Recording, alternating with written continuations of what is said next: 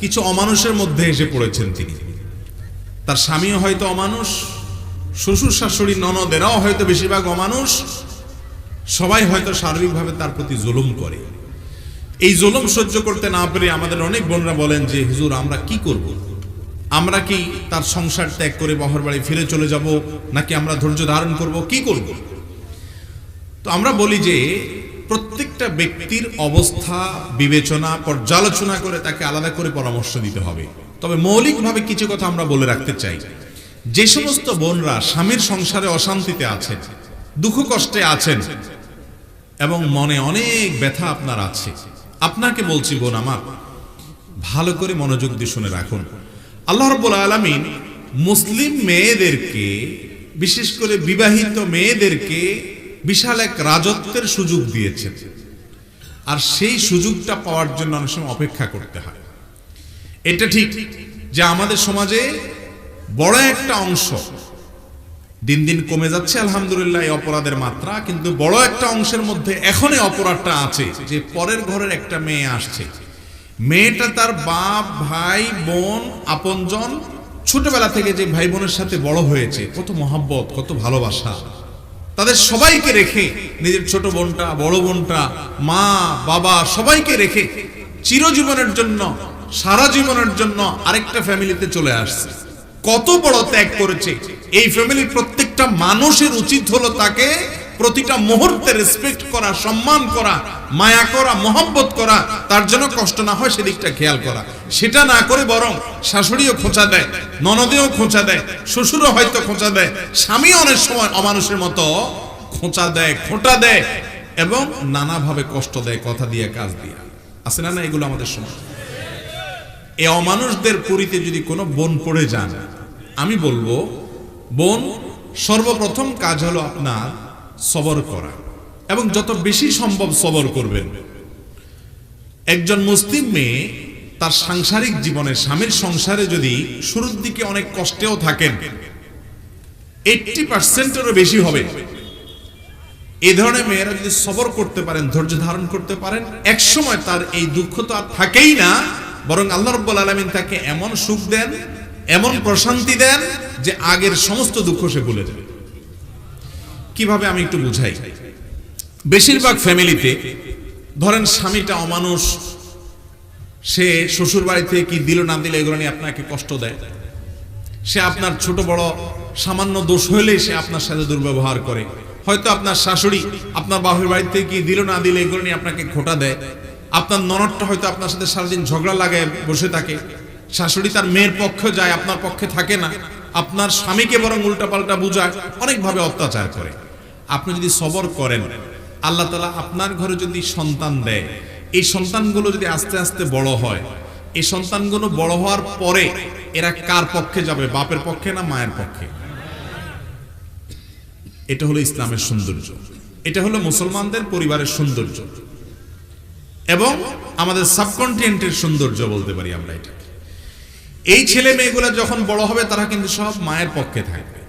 এই ছেলে মেয়ে বড় হওয়ার পর আপনার স্বামী যে আপনার সাথে সারাদিন বেয়াদবি করেছে, কষ্ট দিয়েছে, জুলুম করেছে, ছেলে মেয়েরা 3-4টা 4-5টা ছেলে মেয়ে যখন হয়ে যাবে, এরা যখন বড় হয়ে যাবে, তখন কিন্তু আর আপনার স্বামী আপনার সাথে জুলুম করার দুঃসাহস দেখাবে না। ঠিক না বেঠিক?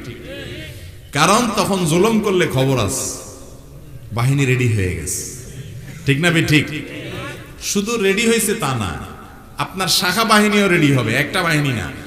ছেলের ঘরের যখন আবার নাতি নাতনি হবে, মেয়ের ঘরের যখন নাতি নাতনি হবে, মাশাআল্লাহ, এরাও সব কার পক্ষে থাকবে? নানির পক্ষে থাকবে। ঠিক না বেঠিক? তো এককালে যদি আপনি কষ্ট করেন, এক সময় দেখবেন কষ্টগুলো দূর হয়ে গেছে, শাশুড়ির মুখেও তালা পড়ে গেছে, ননদের মুখেও কুলুপ পড়ে গেছে, দেবর যদি আপনাকে কষ্ট দিয়ে থাকে, অবিচার করে থাকে, সে অমানুষও চুপ হয়ে গেছে, আপনার স্বামী বাধ্য হয়েও হলেও সাইজ হয়ে গেছে। ঠিক না বেঠিক? এই জন্য দেখবেন বেশিরভাগ ফ্যামিলিতে বুড়ি চাচি যারা আছেন, দাদি যারা আছেন, মুরব্বীরা আছেন, ওনারা ওনাদের স্বামী যারা বুড়া চাচারা মুরব্বীরা যারা আছেন, এদেরকে কিন্তু দমক রাখে সারাদিন। ঠিক না বেঠিক? খেয়াল করেন না আপনারা এগুলা? কিছু হইলে বলে আপনি চুপ করেন, বেশি কথা বলেন, আপনার জন্যই তো সব উল্টাপাল্টা হচ্ছে। বেশি বুঝেন আপনি। এই কথাগুলো কিন্তু আমাদের মা চাচিরা, মুরব্বী মহিলারা সাধারণত বুড়াদেরকে বলে, ঠিক না বেঠিক? এটা বেয়াদবি হবে না, কারণ এটা ওই বুড়াও এটাকে এনজয় করেন, মজা করেন, ওনাদের মধ্যকার বোঝাপড়ার মধ্যে এটা হয়ে থাকে। তো এই যে এককালে আপনাকে সে হয়তো এই বুড়া কত অত্যাচার করছে, জুলুম করছে, উল্টাপাল্টা করছে, কিন্তু একটা সময় সে এসে সাপের মতো মরার পরে সাপ যেরকম সোজা হয় সেরকম বুড়া কালে সোজা হয়ে গেছে। এখন সব বাহিনী আপনার। এই জন্য যারা স্বামীর সংসারে কষ্ট করেন, হুটহাট করে বাপের বাড়ি চলে যাওয়া, তালাক নিয়ে নেওয়া, বিচ্ছেদ করে নিয়ে নেওয়া, এটা উচিত না। ভাববেন, চিন্তা করবেন এবং ভালো করে ভেবে চিন্তে তারপরে সিদ্ধান্ত নেবেন, মুরব্বীদের সাথে পরামর্শ করবেন, হুটহাট করে যাবেন না। অনেক লোক আছে আপনাদেরকে উস্কানি দিবে। মানুষ শয়তান আছে, ইবলিশ শয়তান আছে। দুই রকমের ইবলিশে আমাদের মা বোনদেরকে উস্কানি দেয়, বলে যে মাথা খারাপ, কেন থাকবি তুই, দুনিয়াতে ছেলের অভাব পড়ছে, পালা তুই, বের হয় এর ঘর থেকে, আপনারে বের করে দিবে। এরপরে একটা সময় আপনার মনে হবে যে না, আমার স্বামীটার কিছু ভালো গুণও তো ছিল, তখন আপনি মিস করবেন এবং দুঃখ করবেন। বিশেষ করে যারা আপনাকে উস্কানি দেয়, আমার ব্যক্তিগত অভিজ্ঞতা, বেশিরভাগ বিবাহ বিচ্ছেদের পর একটা সময় তারা আবার একত্র হতে চায়, বুঝতে পারে যে না, রাগের মাথায় আলাদা হয়ে গেছে, এটা উচিত হয় নাই। তো এই তাল দেওয়ার মানুষ অনেক পাবেন, নাইল দেওয়ার মানুষ পাবেন না। শুধু তাল দিবে, নারিকেলটা আর দিবে না।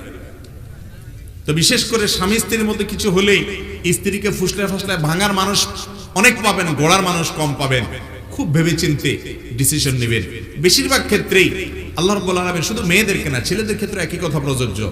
এক সময় দুঃখে থাকলে আল্লাহ তাআলা অন্য সময় সুখ দেন। ইন্না মাআল উসরি ইউসরা, কষ্টের পাশাপাশি আল্লাহ তাআলা সুখ রেখেছেন, বিধায় সবর করতে হবে। আল্লাহ তাআলা আমাদেরকে তৌফিক দান করুন। কোন নারী যদি বলেন যে আমি পুরুষের একাধিক বিয়ের সিস্টেমকে ঘৃণা করি, তাহলে কি তার গুনাহ হবে? খুবই প্রয়োজনীয় একটি প্রশ্ন। আমাদের এই সমাজে অনেক অবৈধ এবং হারাম কাজ, অন্যায় কাজ, পাপের কাজ, জঘন্য খারাপ কাজকে মানুষ খারাপ মনে করে না।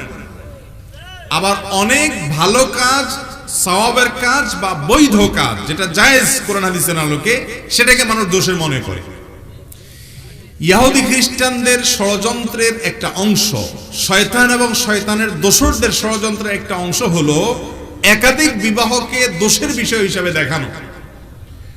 আমাদের সমাজে কেউ যদি বিবাহ বহির্ভূত সম্পর্ক করে, রিলেশন করে, সেটাকে সমাজের এলিট শ্রেণী তেমন কোনো দোষের কিছু মনে করে না, মনে করে এটা তার রাইট আছে, তার স্বাধীনতা আছে। হারাম কাজ করলো সেটাকে অধিকার মনে করে। আর একজন মানুষ কোরআন এবং হাদিসের দেওয়া অনুমোদন উপলক্ষে বা সেটার উপরে ভিত্তি করে সে যদি দ্বিতীয় বিয়ে করে, আগে তার একটা স্ত্রী আছে, আরেকটা বিয়ে করে, তাহলে মনে করে লোকটা কত খারাপ। চিন্তা করে, কোন মসজিদের ইমাম সাহেব বা কোন হুজুর সাহেব বেচারার যদি দ্বিতীয় বিয়ে করে, তাহলে সেটাকেও সমাজের একটা বড় অংশের মানুষ মনে করে যে দেখছো, এই হুজুরটারও ভালো মনে করছিলাম, সেও শেষ পর্যন্ত দ্বিতীয় বিয়ে করলো। দ্বিতীয় বিয়ে করাটা কি কোনো খারাপ কাজ, হারাম কাজ? বউ একটা আছে, এরপরে আকাম করতেছেন ফেসবুকে ইটিশ পিটিশন মেয়েদের সাথে, এটারে খারাপ মনে করতেছেন না, কিন্তু আরেকজন দ্বিতীয় বিয়ে করছে, এটারে কি মনে করতেছেন? মনে রাখবেন, দ্বিতীয় বিয়ে করা এটা কোনো দোষের না।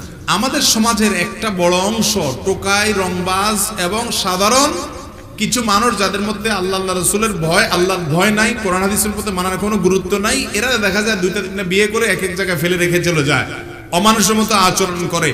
তাদের কারণে আপনি একাধিক বিয়েকে খারাপ বলতে পারেন না। আল্লাহ রাব্বুল আলামিন যেটা আপনার জন্য অনুমোদন রেখেছেন, কোরআন যেটাকে জায়েজ বলেছে, ওইটাকে যদি খারাপ মনে করেন, তাহলে আপনার ঈমান নিয়ে টানাটানি দেখা দিবে। কোন বোন, কোন মেয়ে, অনেক মহিলারা এরকম আছেন, বলেন ইসলামের সব মানে, কিন্তু যেহেতু দ্বিতীয় বিয়ে জায়েজ হলে তার স্বামী আবার দ্বিতীয় বিয়ে করতে পারে, এই জন্য তিনি দ্বিতীয় বিয়েকে অপছন্দ করেন। আমার বোন, এটার কারণে ঈমান হারা হয়ে যাওয়ার আশঙ্কা আছে। এটা হলো আল্লাহর বিরুদ্ধে বিদ্রোহ করা।